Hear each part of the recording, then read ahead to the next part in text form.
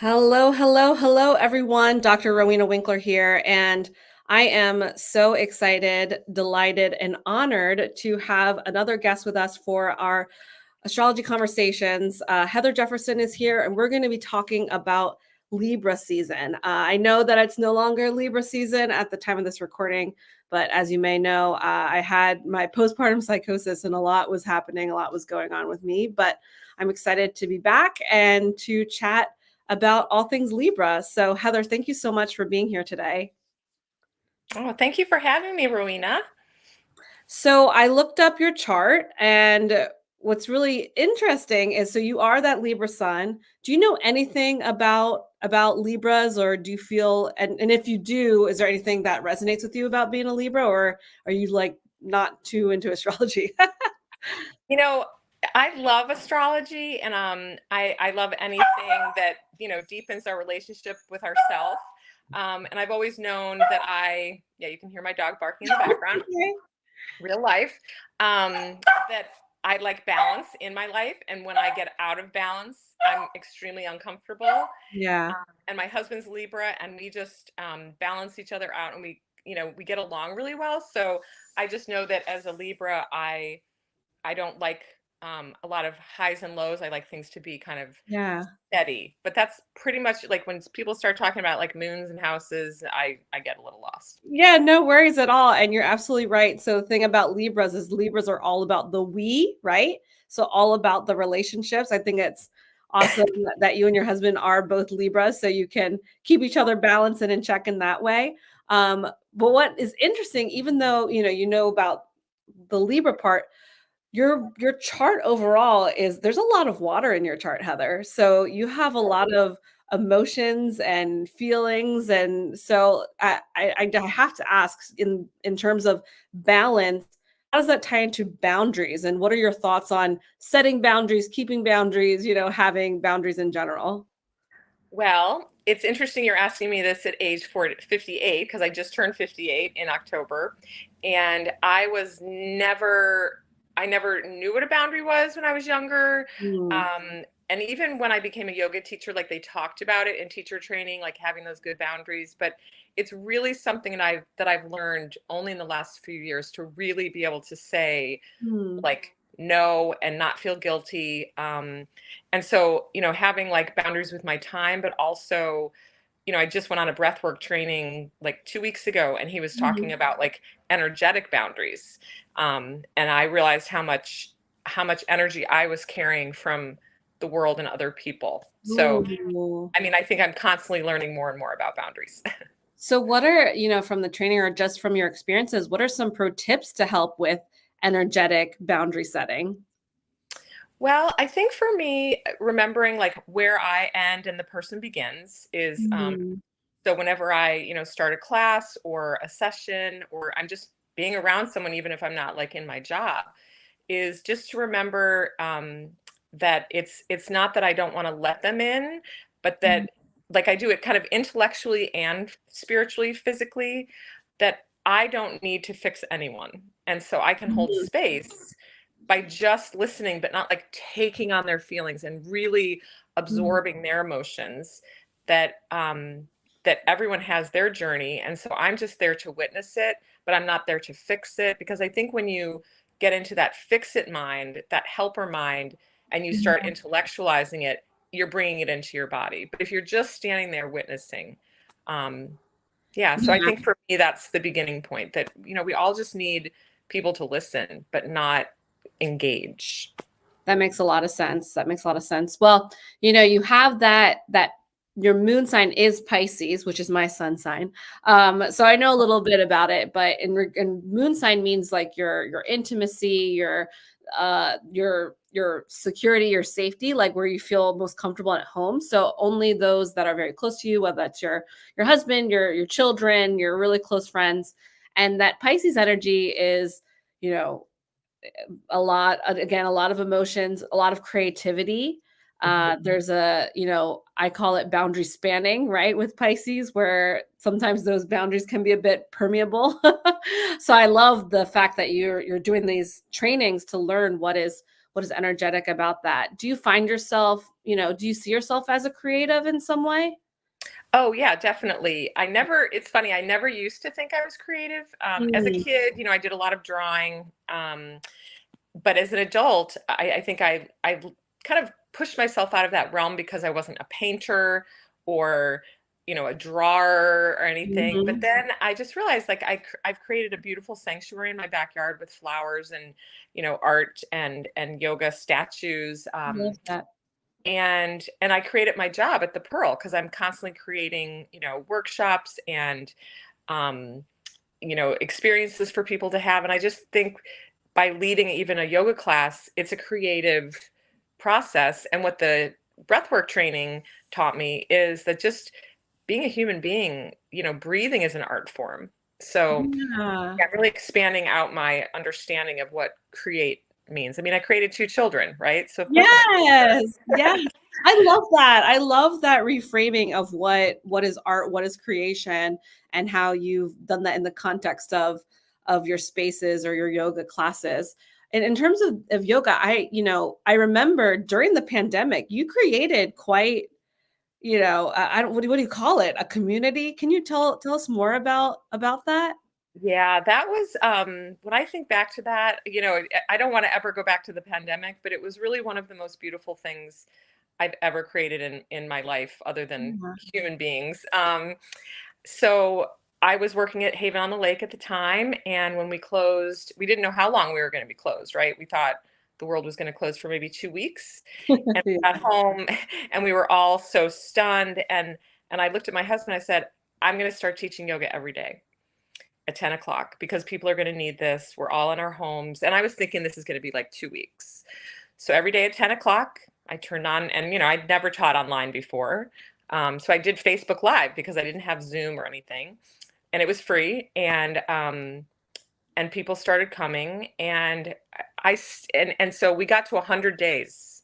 We got to Wow. 100 days, Sunday through Saturday. We were practicing together, and then I engaged them. It wasn't just like they were taking the class. I would be like, hey, take a picture of yourself and share it in the comments. And so people started like getting to know each other because they would say, hey, I'm here. And on the 100th day, we practiced outside at Centennial Lake, and we had sound healing, and I had a drone guy come and took these beautiful pictures of our class. And I continued doing that, not every day, because we went back to work, Yeah. but and then it morphed into my backyard. But yeah, it was quite a community, and I still have people who come up to me to this day and say, I took your class during COVID, it got me through, and I didn't even know that they were there. Wow.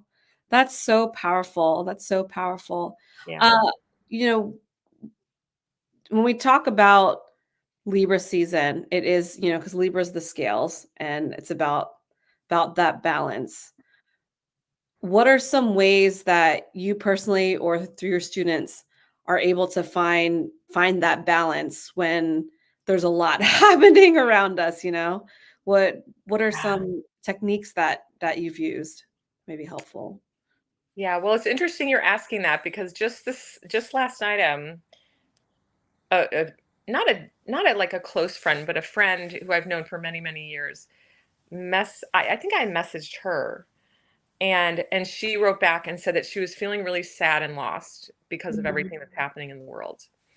Yeah. And I wrote her back, and I just like had this intuitive sense. And I said, "How Mhm. much news are you consuming?" And she said, "Oh, all the time." All the Mm. time. And I said, "You're out of balance. You have to realize that you're taking on all this energy. You're taking on all this trauma, especially if you're looking at videos Mm. and pictures." So I said, "You have to find that balance. Like you've tipped yourself over, and of course you're lost because you you're drowning in that grief and that suffering. And so you don't want to go the opposite direction and not understand what's going on in the world." But I said, "But you have to Um, balance out all um that knowledge taking in with like going out and connecting in nature, moving your body, do something positive, spend time with children." um, mm. so I think a lot of us are feeling overwhelmed by that specific thing right now. So I think just balancing, viewing with and reading with, um just find really peaceful spaces, really quiet spaces.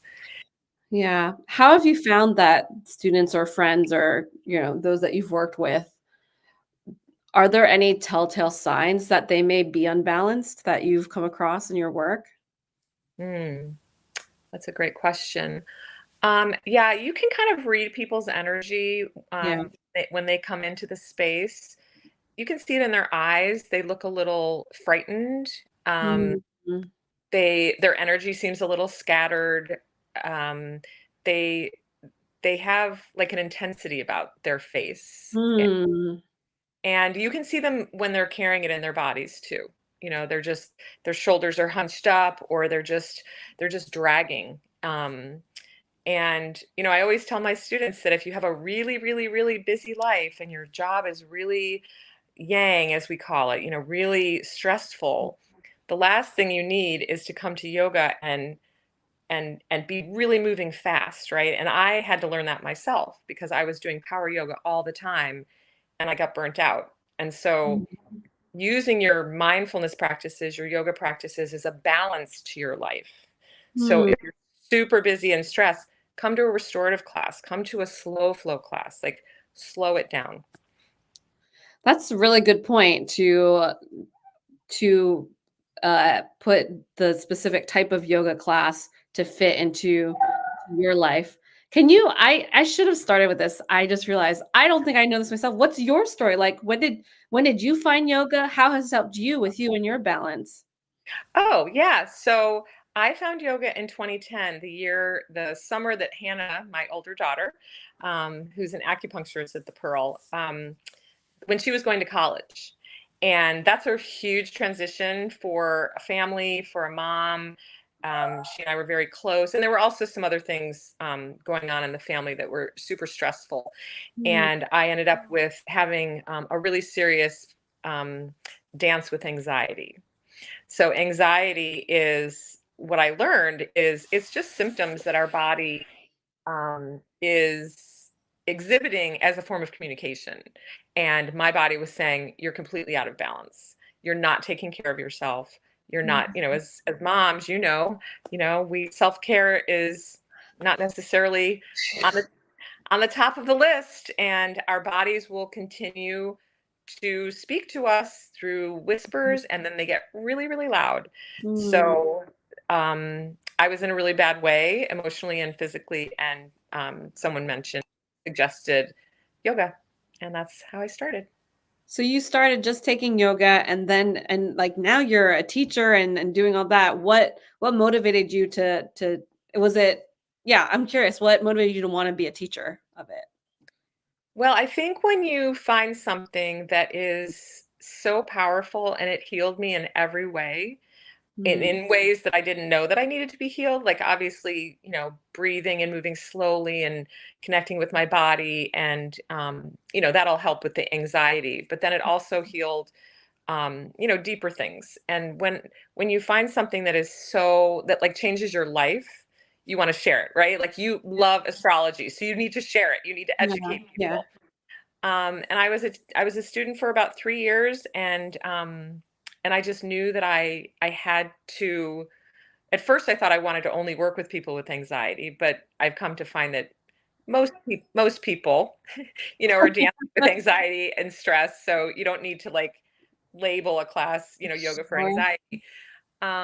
Yeah, I just had to share it. I just wanted to share the love, and it's created so much goodness in my life, professionally, community. Yeah. So you mentioned your friend who had, was having a lost moment and how you mentioned the news. Are there other ways that we can get distracted or we can get off balance this day and age that you've witnessed with yourself or with your students? Yeah, I think with our time, I think Yeah. during COVID, I know a lot of the people that I knew and I was, spending virtual time with or backyard time with. It seemed like everybody then was like, this is really awful, but I kind of like how like relaxed I feel. And people are like, I don't want to go back to the old way. Mm, I like not driving my kids to 8 activities, a week. yeah.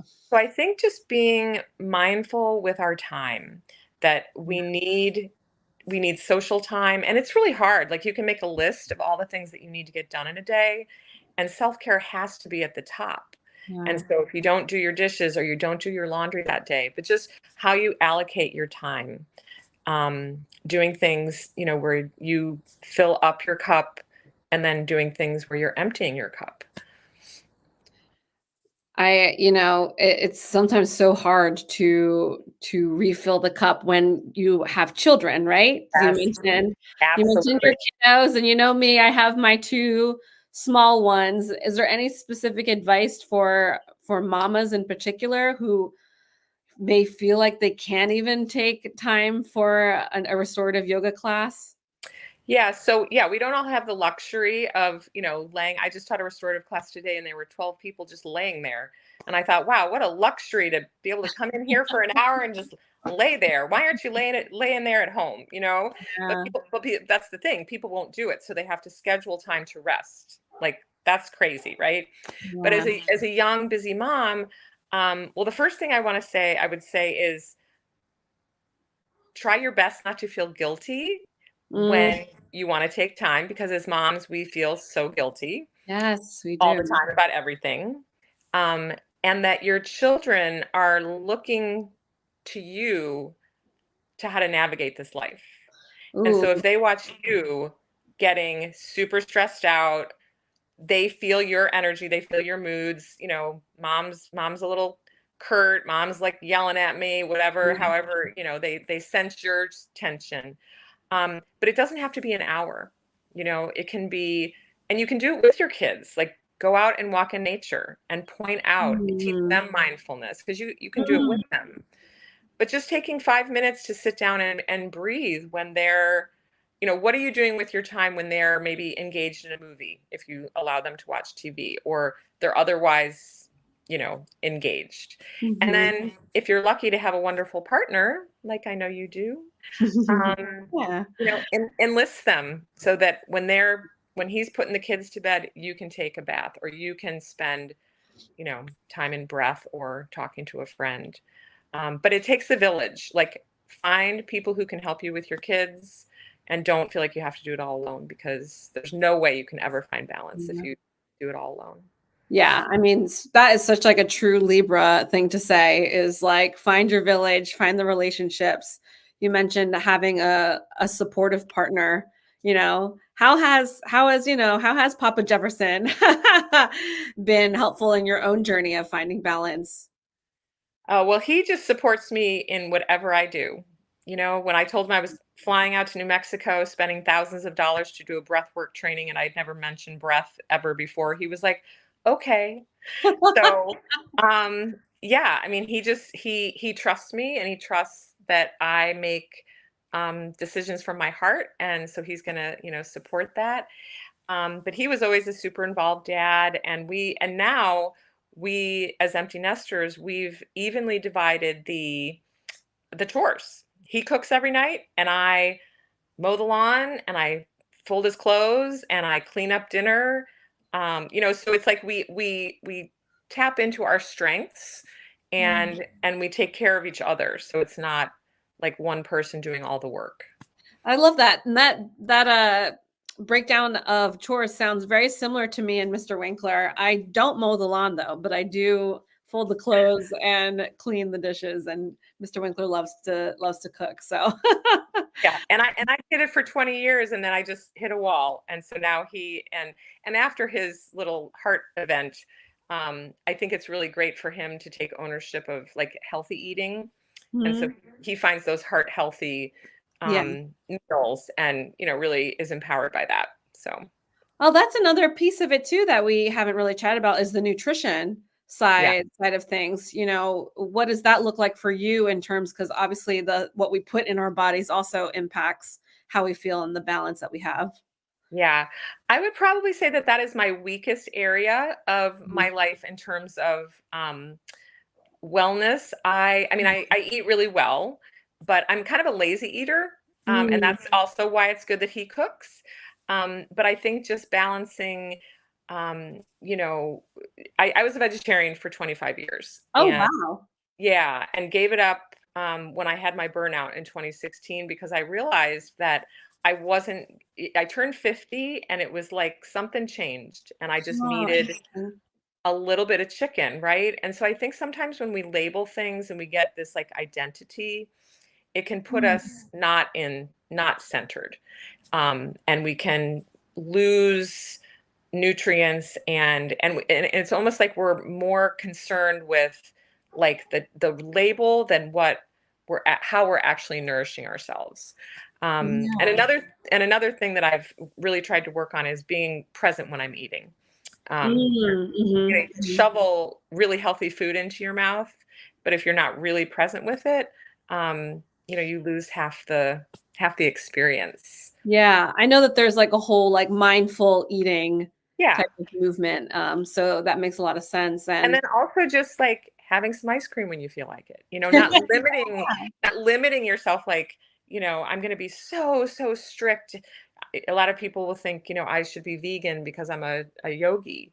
And that's just yeah. hmm. Well, you mentioned the labels bit, and I think that plays into it, right? That, we may have we may people may perceive us with these certain labels and they have these expectations that go into it, whether it's yogi or vegetarian or vegan, what have you. So I think that's really interesting to keep in mind, right? That let's not let these labels get in the way of what's actually important. Yeah, and eat for how you feel, eat when Yeah. you're hungry and be mindful of what you're eating and also enjoy, you know, the things that, bring you joy, a glass of wine or, a cup of ice cream. I Yeah. think joy, that's definitely something to keep in mind when it comes to staying centered and balanced, right? What leads us to a joyous life. Mhm. Yeah. And I think, this whole conversation can come down to awareness because, Hmm. when my students come to my class, a lot of times I'll start the class by saying, lift your shoulders up to your ears. Because I think a lot of us walk around like this and they have Mhm. people that have no idea. So I purposefully have them like create stress and then relax the Yeah. shoulder or flex the hand and then relax the hand. So they get to know their bodies. So often we're just not paying attention. And Yeah. so if you really start to pay attention to your body, to your thoughts, to your energy, you're going to know when you're out of balance. You're going to know when you need to Mhm. ground and come back to center. But if you're not even paying attention, that's when you get lost. Yeah, I think I started more seriously practicing yoga. I think it was, I'm trying to think, when I was in Richmond. So it might have been like 2015, 2016. And I got to tell you, once I started being like, having a regular practice, that body awareness it was something that certainly changed in terms of how I live my life, was being aware of where my body was at. So it's very interesting. Yeah. Yeah. So you mentioned that you said you're a creator in terms of the work that you do at the Pearl. Could you speak to what that entails? Sure. So I'm the movement manager there, and it's a big job. I manage 40 plus teachers Mm. and their schedules and all their offerings, and we do usually two workshops a weekend. And I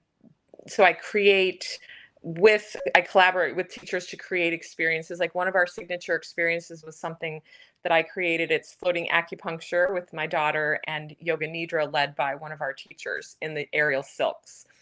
And so I just sort of thought, these are all the different things at our disposal. How can we combine them and Mhm. create a beautiful experience? And it's monthly and it sells out every time. I'm actually going tonight. Oh, Um, and then I created something called the wellness immersion, which is yin and Reiki. And then when you're in the poses, a massage therapist goes around and massages different parts of your body. So just because we're such a diverse wellness center with, all of these modalities, how can we combine them to kind of loop the different departments together And, you know, some people want stillness, and then some people want to come and do yoga and paint. Some people want to, you know, do yoga with goats. And so just creating enough experiences that we can reach everybody, because people might not come to yoga, but if it's yoga with goats or yoga with puppies, which I just scheduled today, that might get someone to do yoga. And then that's their Yeah. entry into this wellness world. Yeah. Yeah. So I create the schedule, I create, you know, retreats. I created a yoga teacher training with my partner Kelly, and I'm just starting to create a 300 hour with my dream team of there's 7 of us, and we're going to create yeah, we're the yoga collective, and we're going to be offering a 300 hour at the Pearl next fall. Wow, that's amazing. Is there anything else coming up at the Pearl for folks that may want to get started or know more? Yeah, so we have a new student pass called the Seeker, and it's only $75 for an entire month of unlimited classes. We have 75 classes a week, and it's not just yoga. We have aerial yoga, which I taught you recently, and Yeah. Budgie Fitness is one of our new offerings.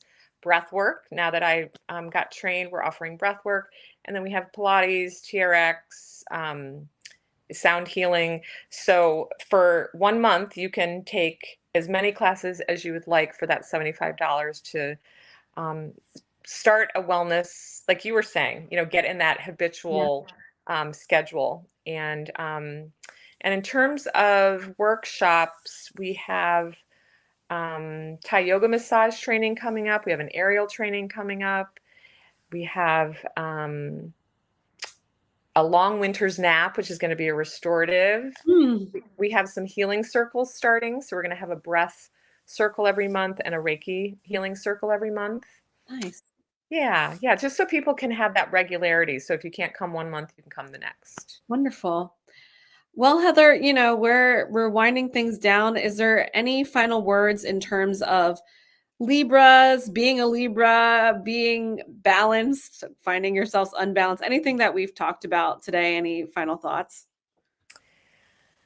Um, well, first I want to thank you for having me on. I really appreciate it. It's been fun chatting with you, and thank Yeah. you for teaching me about my moon sign and making it simple so I can remember.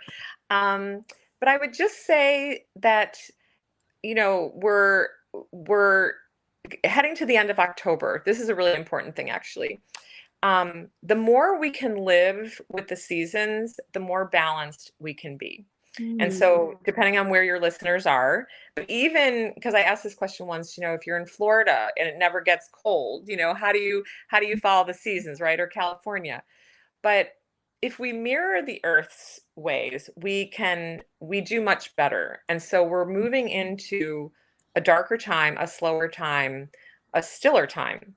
And so if you resist that energy, like this weekend it's going to be 80. So everyone's going to want to go out and be really like active, but our bodies really need to start slowing down.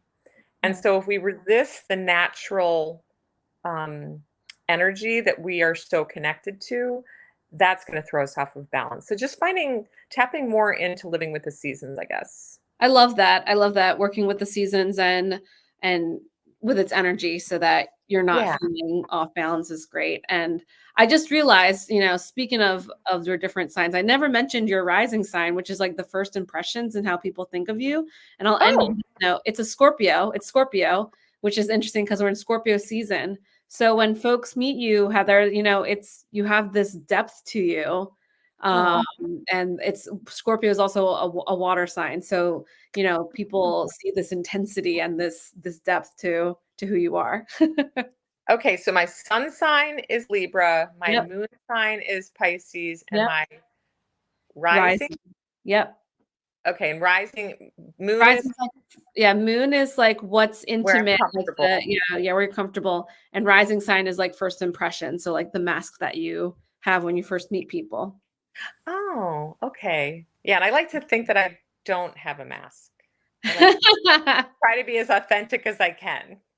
Well, Yeah. yeah, I mean, I think honestly, I wasn't surprised that you have so much water in your chart because you are just so, I don't know, you just seem like you just seem very flowy and the Pisces we have a lot like our heart, we're just very heart and community and connection centered. Ah, So yeah, but well, thank anyway. you for helping me to understand myself better. No problem. Thank you for hopping on live today. And thank you, folks that are watching or about to watch the replay. Still need to figure out Scorpio season, but stay tuned and we'll have that for you later on this month, hopefully. Until then, take care and we'll see you soon. Bye Okay. bye. Namaste.